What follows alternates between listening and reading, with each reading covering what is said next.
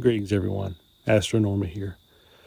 So this is something that's not in my wheelhouse, and certainly something I normally don't make, but I felt compelled to.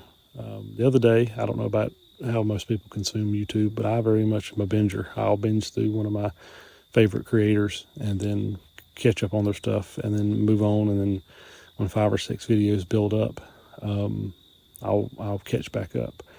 And this is how I consume astrophotography too. And the other day I was watching JP Astro Guy, one of my creators I like to watch. I think he's fantastic. He mentioned in one of his videos that I was catching up on that Alyn Wallace passed away.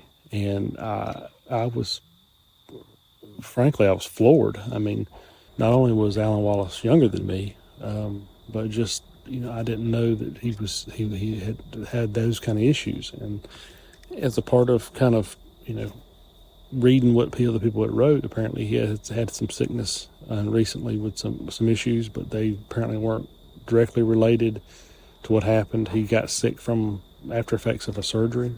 None of my business, and it really doesn't matter per se, but just an absolute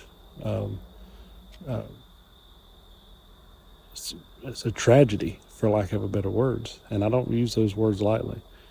Alyn Wallace, I always felt a connection to, more so because we share more than just because we share a last name, but because he was somebody that I quickly latched onto, who's somebody who was calm, cool, collect. He was very gentle. He was very easygoing in astrophotography. In his way he explained things. He wasn't preachy. He wasn't haughty. He wasn't prideful. He just seemed like a good dude. And he's, along with Astro Backyard and Nebula Photos and Chuck's Astrophotography and so many others, I latched on at the very beginning of my astrophotography journey 5 or 6 years ago now, and learned a great deal from every video he put out. And to have somebody who at the very least is 5 or 6 years younger than me, maybe more, taken so early in life is amazing.